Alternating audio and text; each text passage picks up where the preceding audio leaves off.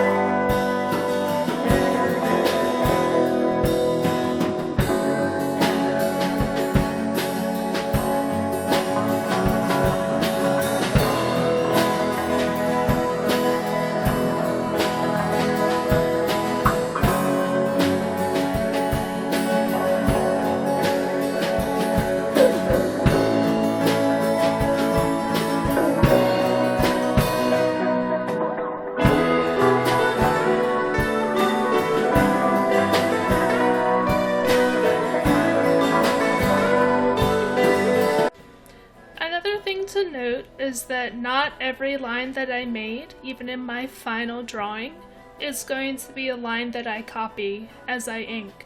As you can see here really well with the bird, I still had a couple of extra sketch lines there just to kind of give myself reference points of where things go, but the ink line is like the final final line that you're gonna see. So I will further kind of figure out which lines I do want and which lines I don't in order to get a really nice final drawing. In general, you won't see me doing that sketchy technique where you put down a couple lines with an ink pen unless that's an effect that I'm going for.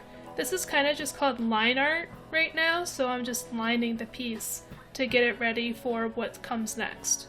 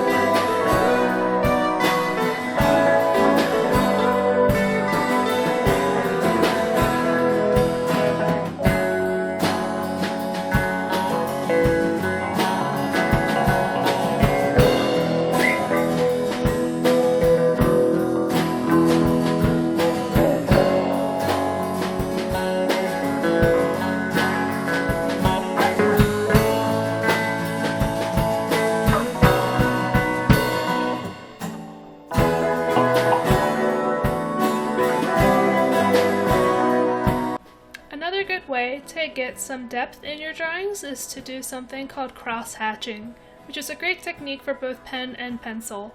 As you can see, I'm laying down lines that are really close to each other, and then doing them the opposite way to create kind of like a waffle pattern. That will make a spot that looks very dark without you having to sit there and fill in every single little bit of paper that you can see through the ink. So you get the illusion of depth without having to put a lot of time into it.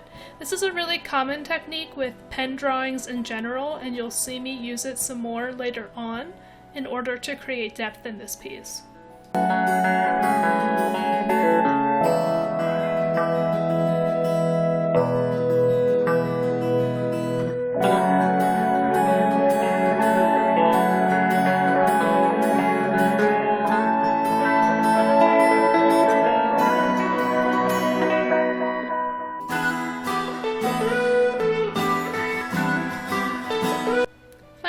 If you're choosing to use ink or pen or even colored pencil, you may want to consider going over your drawing and doing some erasing of your extra pencil lines. Hopefully the lines that you had made were not pushed into the paper too much, so you can lift these graphite marks up pretty easily so that when you do turn in your final piece you won't see any pencil where it's not really supposed to be.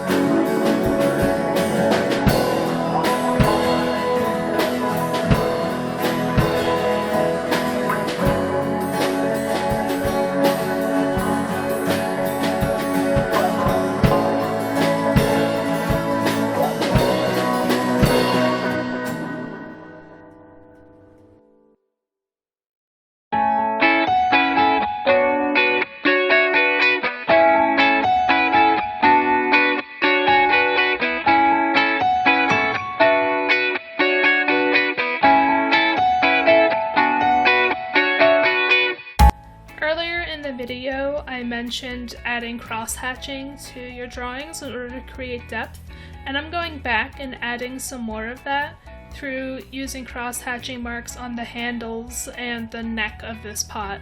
So you can see it a little bit better now actually, in that I'm going to lay down diagonal lines going one way and then go back over those with more diagonal lines going the other way. creating that waffle texture that I had talked about. But even just looking at this now, you can see how it makes it look like the handle is kind of underneath of the lip of the pot.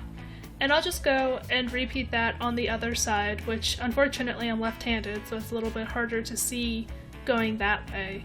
But in the final piece, you'll really see that that helps create depth and just makes it look a little bit more realistic.